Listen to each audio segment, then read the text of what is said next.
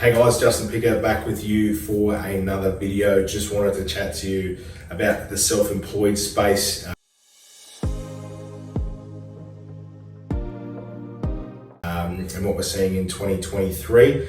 A lot of lenders are starting to really loosen the screws here in order to increase lending. So self-employed is one area that has usually been a bit of a pain in the bum, and a lot of lenders ask for everything, including the kitchen sink. But this has actually been changing, and we've seen in the late 2022 and things starting to come to fruition in 2023. So generally speaking, if we're going for finance in self-employed space, you generally need to have 2 years personal and company tax returns, your notice of assessment, and the company financials that have been completed. And lenders would usually take an average of, say, those 2 years. If 1 year was $100,000 and the next year was $200,000, they may take an average of, say, $150,000 and use that for serviceability.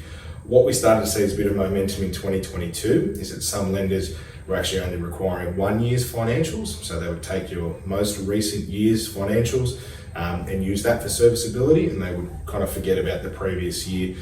You weren't being held down by any averages. So if you had $200,000 this year and $100,000 this year, we'd only just use the $200,000, which was helping people with their lending. Now we saw, usually ANZ was the only lender to do that, but we've seen a lot of lenders now actually follow suit, most of the bigger guys, with requiring the 1 year's financials, which is great, and that's opened up a few more options as well.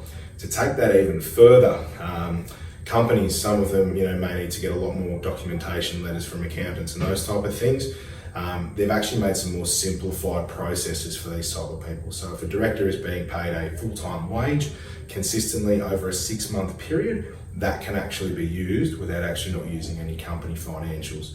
Now that can be a blessing, or maybe not even a blessing, might be a little bit worse. I wouldn't say a curse, but you might not be able to use company profits and things like that. But if you're paying yourself a consistent wage, it's simple, easy to go, it's actually simplifying that process.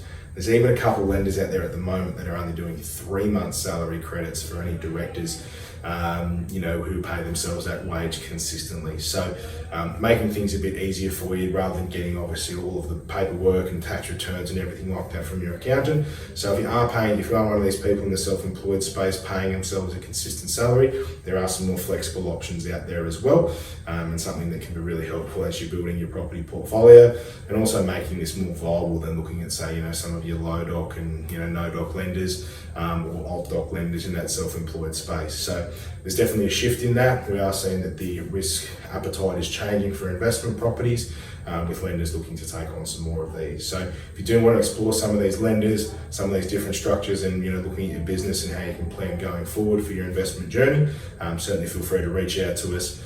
Email, phone number, text, Facebook, Instagram, whatever you need. More than happy to have that conversation with you and see what we can work out for you. And look forward to working with you soon. See you in the next video. Cheers.